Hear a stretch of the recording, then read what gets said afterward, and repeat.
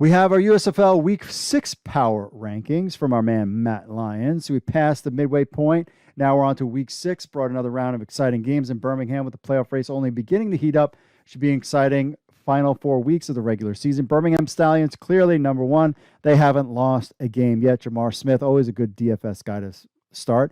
New Jersey Generals staying at number 2. Last week they were also at number 2. Really didn't think that they would be the top team. But they are playing well. They're still ranked second by beating the Houston Gamblers in Week 6, no matter the struggles. Let's see. New Orleans Breakers at number 3, staying at number 3. Agree with all of that. Philadelphia Stars without Brian Scott, Case Cookus, bringing them up. They are at number 4. This is kind of, I think, the top 4 teams in the league.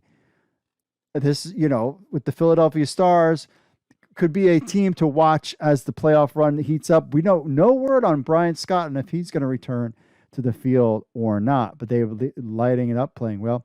I thought the Bandits would be better. Tampa Bay Bandits move from 4 to 5. The Bandits fall to 5th ranked spot after a tough loss to the Philadelphia Stars. Georgetown played one of his best games of the season despite the loss, competing 24 of 40 passes, 333 yards, 4 touchdowns, and 1 interception. Also 9 rushes for 61 yards. Just didn't make it there. Houston Gamblers, who are a good team, just can't put it together. Last week they were 8. They moved up to 6, even though they lost. They heartbreaking 1-point loss to the Generals. Marks the 3rd straight Houston's lost a game at the last second touchdown. This keeps happening to them. But they are a good team. Michigan Panthers with the number 1 overall quarterback. Still not very good. Jeff Fisher's team, were 6th. They are now 7th.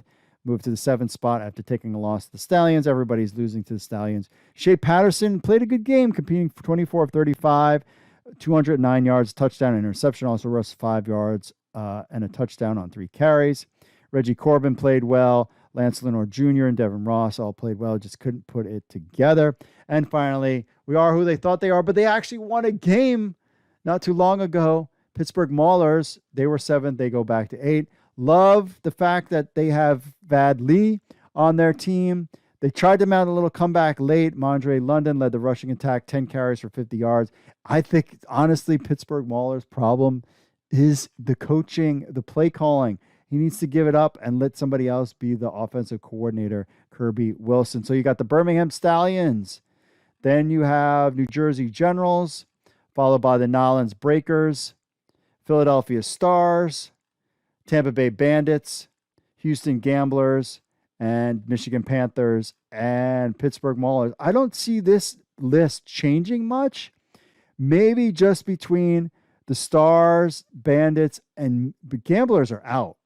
So the question is, can Birmingham run the table? And it'll be very interesting to go into the championship game undefeated and then they lose.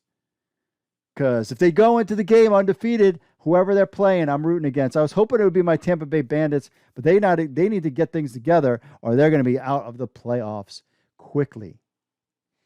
All right, we'll be back with this commercial break. We'll be back with your social media stuff right after this and my picks. Stay tuned, my friends.